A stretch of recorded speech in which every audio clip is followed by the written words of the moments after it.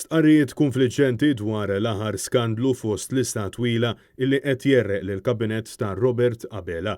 Dan wara illi għad differenza tal-Ministri Jose Herrera u Michael Falzon illi saħħu li l-kabinett qatt ma ddiskuta l-proġett tal-Wind Farms fil-Montenegro, f'kummenti li ta' ma' Net News il-Ministru Owen Bonnici ma eskludiex illi dan ġie diskuss iżda insista illi dak illi ngħad fil-kabinett m'għandux jiġi żvelat. Ilkom idea bis-sitwazzjoni tad-deal tal-Montenegro?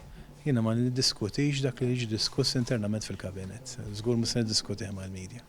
Mistoqsija jagħti raġuni għalfejn Konrad Mizzi tkeċċa mill-Grupp Parlamentari Laburista Owen Bonnici stqarr li huwa jaqbel mal-ispjegazzjoni li tal-Prim Ministru Robert Abela, jiġifieri illi tkeċċija tiegħu kienet kawża tal-Panama Papers 4 snin wara li dan kien fatt magħruf, 4 snin wara illi l-Grupp Parlamentari Laburista inklusu taħt it-tmexxija ta' Joseph Muscat kienu taw appoġġ sħiħ lil Mizzi.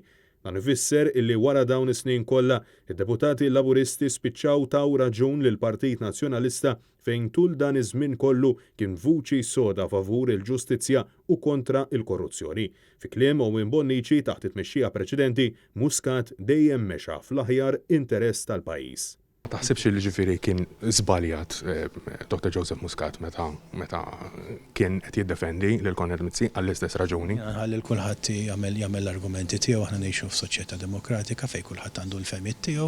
Jiena m'għandix dubju li Dr. Muscat dejjem mexa fl-aħjar interess tal-pajjiż. Owen Bonnici sostna li bħal Robert Abela huwa mhux tal-fema li l-eks Prim Ministru Joseph Muscat jitkeċċa bħal Konrad Mizzi għaliex spjega li Muscat diġà refa' r-responsabilità politika tiegħu billi rreżenja mit-tmum tal-pajjiż.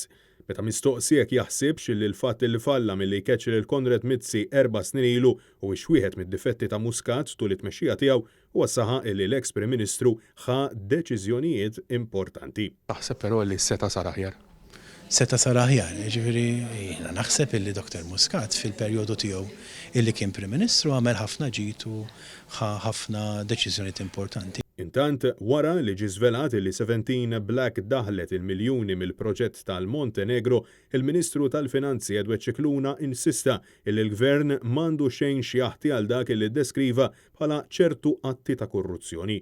Huwa ddeskriva l-Gvern bħala il-vittma f'dan kollu, daqs li kieku persuna li kellu ħalli lid-dar u serqu.